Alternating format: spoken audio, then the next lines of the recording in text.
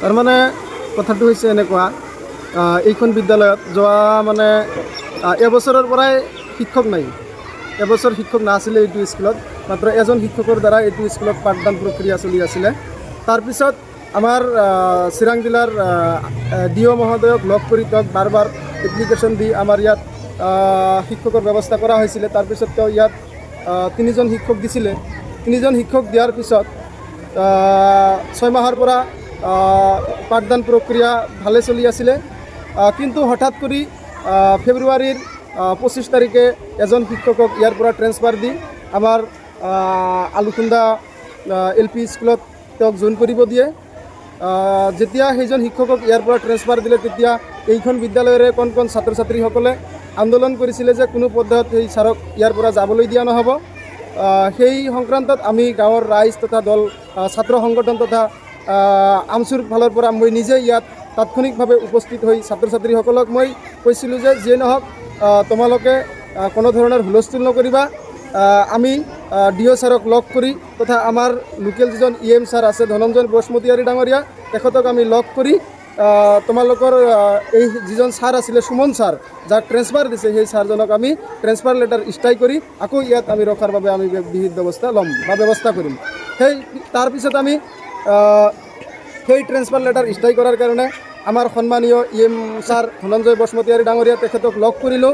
লগ কৰি আমি তেখেতক এখন এপ্লিকেশ্যন দিলোঁ। সেই এপ্লিকেশ্যন ছাৰে ফৰৱাৰ্ড কৰি দিলে। তাৰপিছত সেই এপ্লিকেশ্যন আমাৰ DO মহোদয়ক আমি দিলোঁ। দিয়াৰ পিছতো DO মহোদয়ে সেই এপ্লিকেশ্যন মানে তথা সেই ছাৰৰ ট্ৰেন্সফাৰ লেটাৰটো ষ্ট্ৰাই নকৰিলে।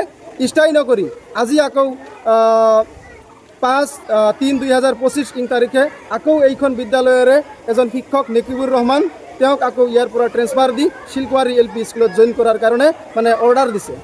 গতিকে এইটো আমি মানে কেতিয়াও মানি ল'ব নোৱাৰোঁ। কাৰণ এইখন বিদ্যালয়ত 170জন ছাত্ৰ ছাত্ৰী পঢ়া শুনা কৰে, কিন্তু ইয়াত শিক্ষক নাই। আজি চাবলৈ গ'লে এজন শিক্ষকে এইখন স্কুলত পাঠদান কৰিব লাগিব। গতিকে এজন শিক্ষকৰ দ্বাৰা এইখন স্কুলত পাঠদান কৰা বা গুণগত শিক্ষা প্ৰদান কৰা কেতিয়াও এইটো সম্ভৱ হ'ব নোৱাৰে। যিহেতু আমি উক্ত মানে বিষয়টো লৈ আজি প্ৰায় 2 বছৰৰ পৰাই মানে সমস্যাত ভুগি আছে এইখন স্কুলৰ ছাত্ৰ ছাত্ৰীসকলে, তথা বাৰ বাৰ আমাৰ DO মহোদয়, আমাৰ BO মহোদয়, আমাৰ EM ধনঞ্জয় বসুমতীয়াৰী ডাঙৰীয়া, তেখেতক বাৰ বাৰ জনোৱাৰ স্বত্তেও যিহেতু এইখন স্কুলৰ যি সমস্যা, এই সমস্যাৰ সমাধান তেওঁলোকে কৰিব নোৱাৰিলে, যাৰ কাৰণে আপোনাৰ আমাৰ অসম চৰকাৰৰ মানে মন্ত্ৰী মাননীয় হিমন্ত বিশ্ব শৰ্মা ডাঙৰীয়া, তেখেতক তথা আমাৰ CM ছাৰ, তেখেতক আমি জনাব বিচাৰিছোঁ যে আমাৰ এইখন বিদ্যালয়ৰ যি শিক্ষকৰ অভাৱ, অতি শীঘ্ৰেই এই শিক্ষকৰ অভাৱ পূৰণ কৰিব লাগে। লগতে আমাৰ BTR চৰকাৰৰ আমাৰ চিফ মাননীয় প্ৰমোদ বড়ো ডাঙৰীয়া, তেখেতকো অনুৰোধ জনাওঁ অতি শীঘ্ৰেই আমাৰ এইখন বিদ্যালয়ৰ শিক্ষকৰ যি সমস্যা, এই সমস্যা সমাধান কৰিব বুলি আমি আশা ৰাখিছোঁ আৰু আমি দাবী জনাইছোঁ। তাত মই হিমন্ত বিশ্ব শৰ্মা, আমাৰ অসমৰ মুখ্যমন্ত্ৰী হিমন্ত বিশ্ব শৰ্মাক জনাব বিচাৰিছোঁ শিক্ষা বিভাগৰ যিটা গাফিলতি, সেই গাফিলতিৰ বিষয়ে মই জনাব বিচাৰিছোঁ। কাৰণ আমি স্কুলবিলাক কি কৰি চাই না নাচায়, কোন স্কুলত কিমান টিচাৰ আছে, কিমান শিক্ষক আছে, ষ্টুডেণ্ট আছে, আমি নাচাওঁকৈ যেনেকৈ পাব সেনেকৈ এটা ট্ৰেন্সফাৰ কৰি দিব। আমাৰ 2 নং গৰাইমাৰী LP স্কুলত 1 বছৰমান চিংগল টিচাৰে চলালোঁ, কিবা কৰি 2জন টিচাৰ পাইছোঁ, 3জন হ'ল এতিয়া। তাৰে ভিতৰত যোৱা 25 তাৰিখত একজনক ট্ৰেন্সফাৰ দিলে, 25/2/2025, আৰু 5 তাৰিখ 5/3/2025 আৰু এজনক ট্ৰেন্সফাৰ দিলে। এতিয়া আমাৰ স্কুলখন চিংগল টিচাৰ হৈ গ'ল। আমাৰ স্কুলখন চিংগল টিচাৰ দি চলিব নেকি?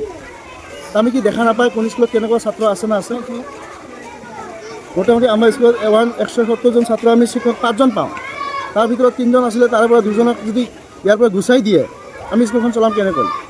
তো সেইটোৱে আমি হিমন্ত বিশ্ব শৰ্মাক জনাব বিচাৰিছোঁ, যাতে এতিয়া শিক্ষা বিভাগৰ ওপৰত অলপ তদন্ত কৰি ইয়াৰ ব্যৱস্থা লয়। 70জন ছাত্ৰ ছাত্ৰী আছে, তাৰ ভিতৰত টিচাৰ 3জন আছিলে। বৰ্তমান 163জন মানে শিক্ষক বৰ্তমান চিংগল হ'ল, একজনেই হ'ল, ৰাবেয়া বাইদেউ থাকিল মাত্ৰ।